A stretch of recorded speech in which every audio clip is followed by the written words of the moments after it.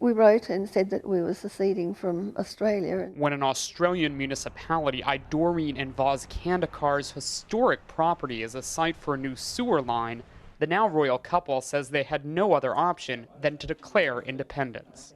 So we decided that the only course available was to form a principality. That means seceding from the regulations which were imposed on us and which were undesirable. The two formed a micronation, a small entity in a recognized country which asserts a claim of territory and governance. With that, the two went from fighting higher authority to, well, being the higher authority, or in their case, your royal highnesses. And that sewer line, well, at least part of it went somewhere else. Author William Pitt wrote a book on Australia's first secession some 40 years ago. He explains the draw of creating a country. The benefits to becoming a micronation are that you are independent, and therefore you are not any longer under the rules and laws of the country. That's just what the Prince of Dubeldeka wants. We could have our own currency. We could have our own stamps, postage stamps. We would have our own passport.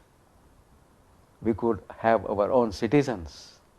But the validity of those official items, as well as the claims to sovereignty, is cause for dispute. The director of the Sydney Centre for International Law, Ben Saul, says micronations are illegal, and Australia is a hotbed for them in part due to outdated and untested British and local laws. These cases are so unusual and so eccentric in many ways. I mean, these are people making quite odd claims to be separate from a country which they've always been a part of and which they have no legal right in international law to become separate from. Eccentricity is something which is present in everyone.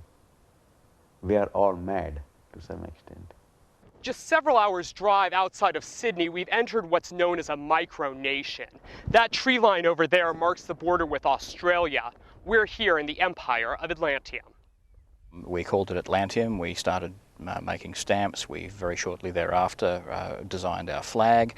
We gave ourselves titles, and we set about writing a constitution for what we considered to be the model for a future world state.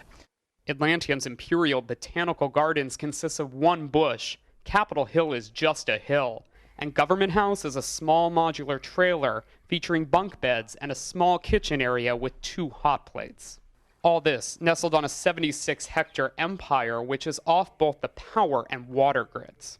Imperial Majesty George II says the internet was essential in allowing Atlantium to gain dual citizens in over 100 countries. The day that we launched the Atlantium website, we had 12 citizens.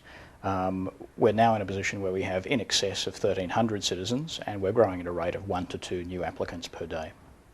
In April, for the first time, a group of representatives from around 10 micronations held a conference at a university in Sydney, where they discussed ways to push for recognition.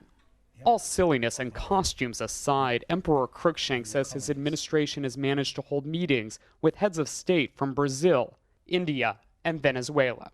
We may well be a somewhat ephemeral entity, but if those people are prepared to sit down with their representatives and actually give them the time of day, then we have actually achieved something in the real world.